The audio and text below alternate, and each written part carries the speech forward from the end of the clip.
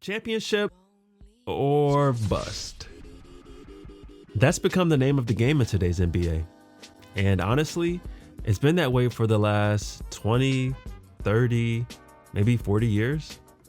As a superstar in the league, all of the accolades, all of the praise, all of the acclaim is viewed as meaningless from the outside without that one piece of the pie, a championship. Michael Jordan went through it. LeBron went through it. And today, Joel Embiid is going through it more than anyone else. The 7-time All-Star, 5-time All-NBA, 2-time scoring champion, and 2023 NBA MVP has had a Hall of Fame career already, save for the one missing piece, a championship. And Embiid isn't the first future Hall of Famer to go through this. In recent times, we've seen the same critiques thrown onto LeBron James before his rings with Miami, Cleveland, and LA, Kevin Durant before his final takeovers with the Warriors, Steph Curry, James Harden, Russell Westbrook, and the like. But the one peril that Embiid has endured more than any other name on that list is injury. From his time at Kansas as a young pup, Embiid has been beleaguered by injuries, bumps, breaks, and bruises. Prior to his drafting by the 76ers, Embiid had surgery to repair a stress fracture of the navicular bone in his right foot. That surgery led him to miss the entirety of his first and second seasons in the NBA. 30 games into his actual playing career, he would then take an unlucky tumble and end up missing the remainder of his rookie season. So 3 years from his draft day, Embiid had played only 31 games combined. The next year, he would suffer a fracture in his eye socket and miss the last month of the regular season. And a few seasons later, Embiid would take an awkward fall in a first-round playoff series against the Wizards and suffer a partial tear in his other knee. April 2022, Joel would endure a ligament tear in his right hand and a fracture in his right eye socket in the same playoff series against the Raptors, just 1 week apart between Game 3 and Game 6. The 2023 season would then prove to be Joel Embiid's healthiest season of his career and lead to his first career MVP award, proving to the world that when healthy, he is truly one of the best players, bar none. Unfortunately, the 2024 season would be one of his toughest. Firing out of the gate as the league's scoring leader throughout the first month of the season, Embiid would get caught up in a freak accident in a game against the Warriors, and that injury would lead to a tear in his left knee, the same knee that cost him the first 3 years of his NBA career. He would return just before the 2024 playoffs and get right back to peak form.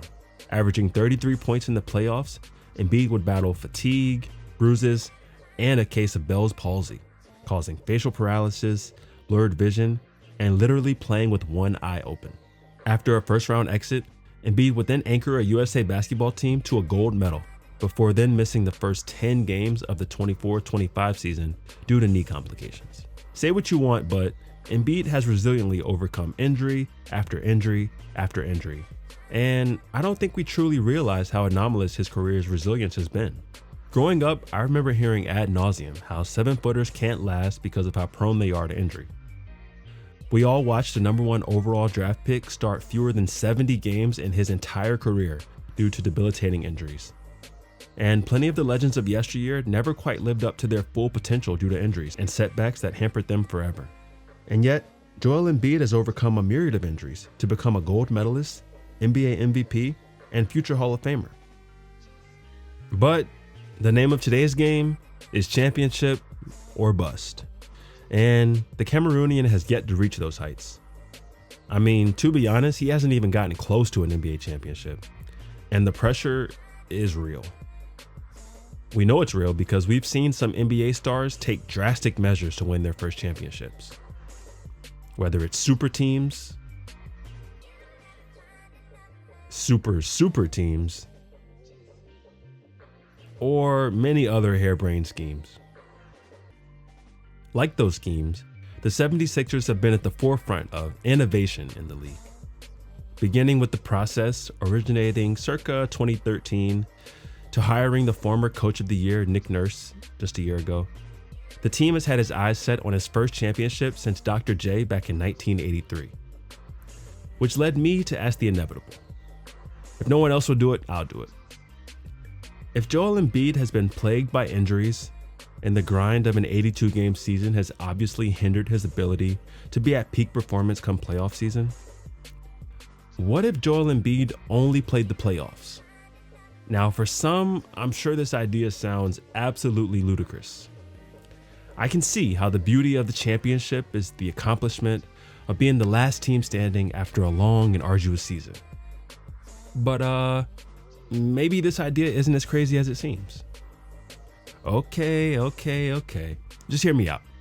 When questioned about the 24-25 season, Embiid made it clear that for this season, the focus is on one thing. Whatever it takes to make sure that in the postseason I'm healthy. So this year is all about, there's no agenda, there's no all-star, there's no, all NBA, there's none of that. It's whatever it takes to, make sure that, I get to that point and, I'm ready to go, because I believe, for the past, basically every single year of my career, I've been hurt in the playoffs. A championship. And the 76ers have made moves to support the goal. They re-signed the core guard group in Tyrese Maxey and Kyle Lowry, drafted the future star in Jared McCain, and brought in some key free agents in guys like Andre Drummond, Eric Gordon, Reggie Jackson, and the biggest free agent splash of them all, PG-13, in a different shade of red and blue this season. With this setup, the team is ready to make a run for it.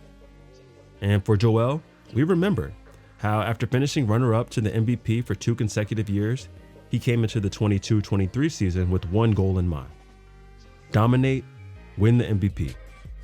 And he did it. But this year, his focus is different. And by any means necessary, the goal is to be healthy for the playoffs and win the championship.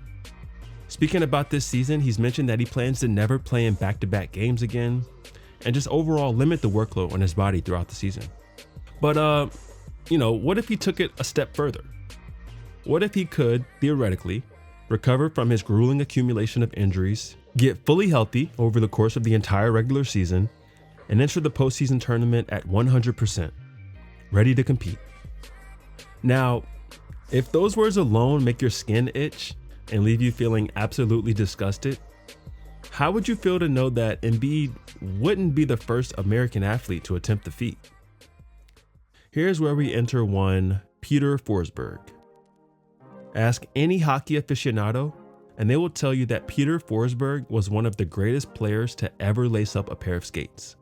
But, like Embiid, his career was beset by a string of unfortunate injuries: shoulder surgery, ankle surgery, broken ribs, ruptured spleen. Whole left side. I called the trainer, and the trainer said the worst thing it could ever be is you ruptured your spleen. I'm like, okay. But then you go to the hospital and you walk in. I'm maybe it's not that bad.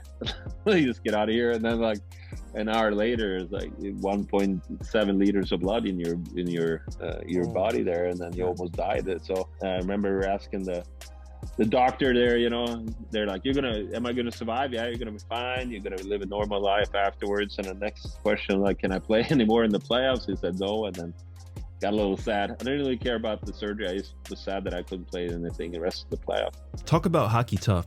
The guy played in a Game 7 with a ruptured spleen and then had almost 2 liters of blood taken out right after the game.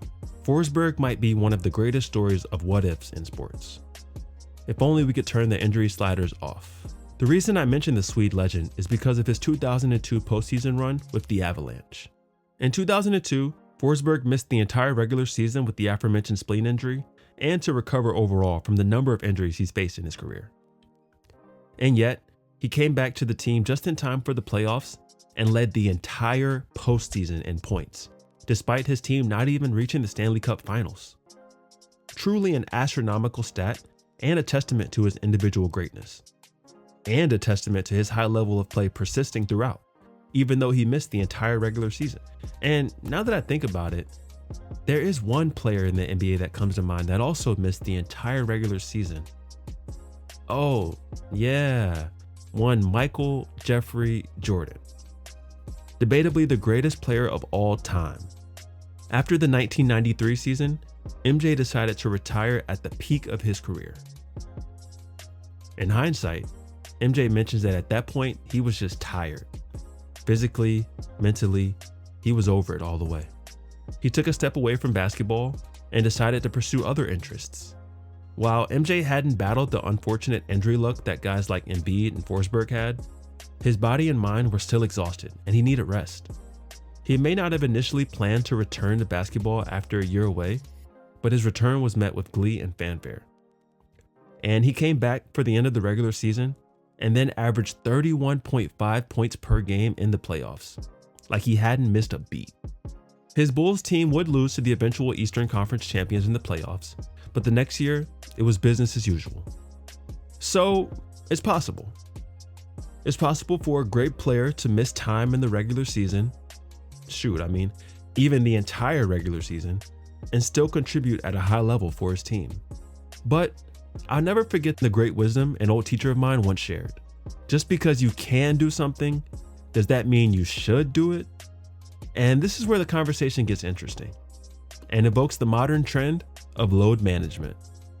And while the concept feels like a new phenomenon, load management in its current iteration has been around since at least 2010. Going back to when Coach Greg Popovich decided to give Tim Duncan, Tony Parker, Manu Ginobili, and Danny Green the night off from a nationally televised game against the Heat back in November 2010, the new era was born.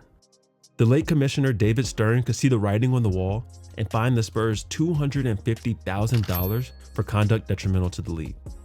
Or in other words, stepping on the product. What would follow is a wave of teams, players, and organizations making business decisions to protect the asset and load manage.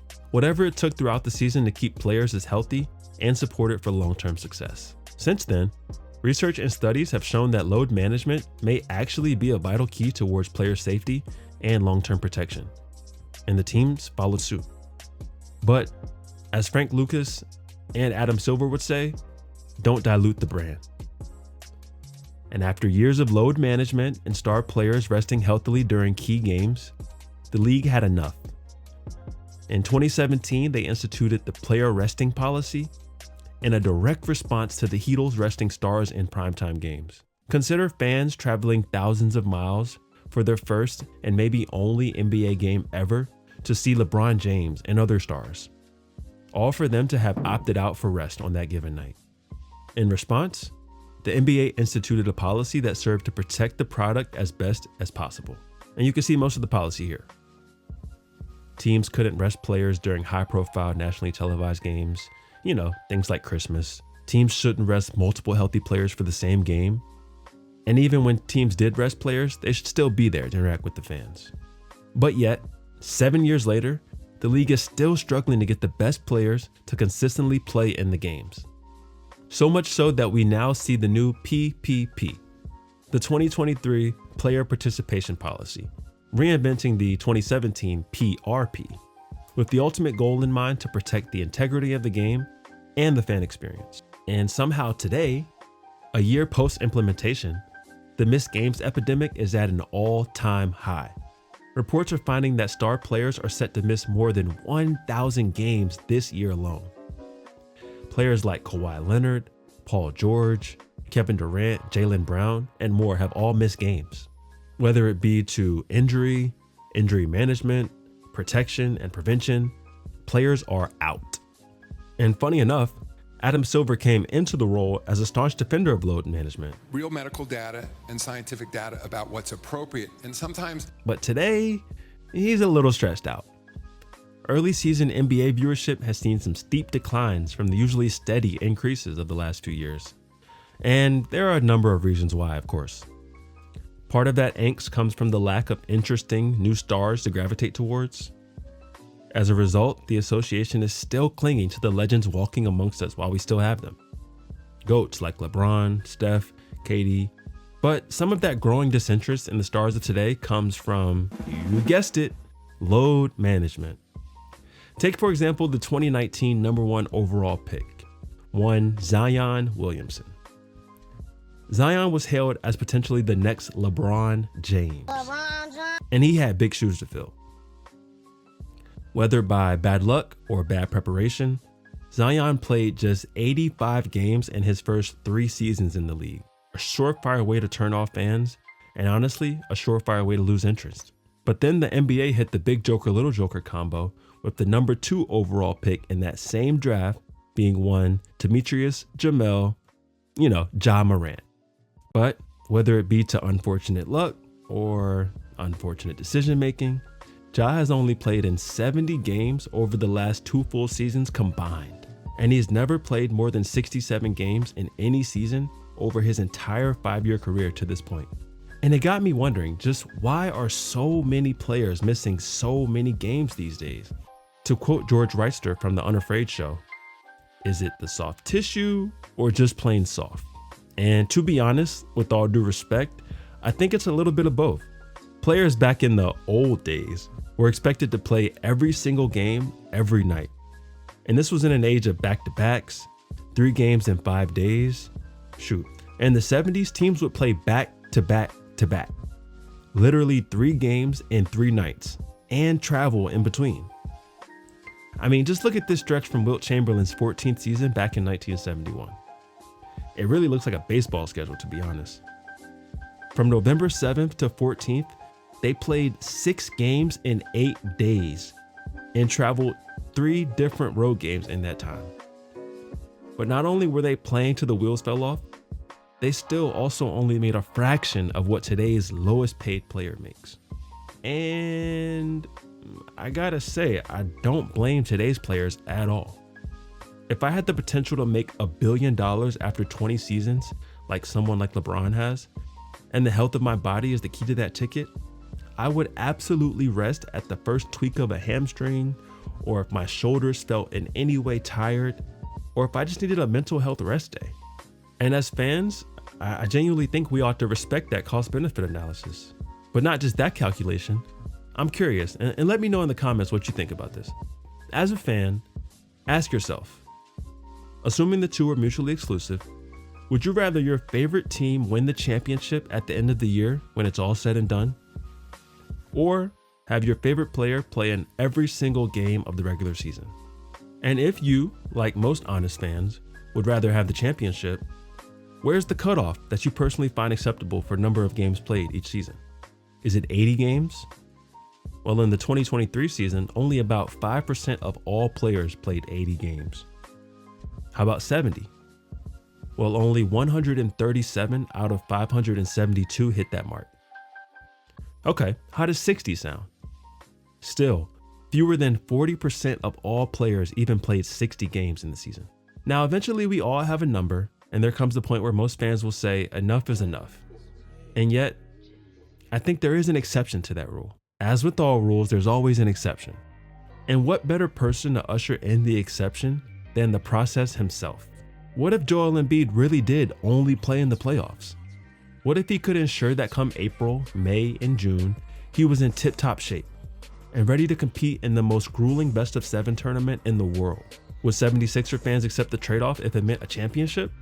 Now, we know Adam Silver would be livid, but there has to be at least some portion of him that'd be interested to see if this theory could really work, right? I mean, all things considered, this strategy is exactly what Embiid's planning to do going into this 24-25 season. So far, about 15 games into the regular season, Embiid has not even played 5 games. And considering his prohibition against back-to-backs, likely missing games on the longest road trips of the season, plus with the inevitable injury management shutdown near the All-Star break, plus as the season ends and the playoffs approach, we can likely expect Embiid to play fewer than 50 games this regular season. Honestly, maybe even only half of all the regular season games. And I gotta say, I don't blame him.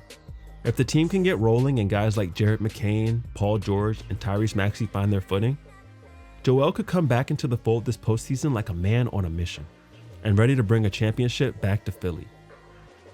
I know it might sound crazy, and I know it just might be a little bit of a stretch, but at the end of the day, all we can do is trust the process.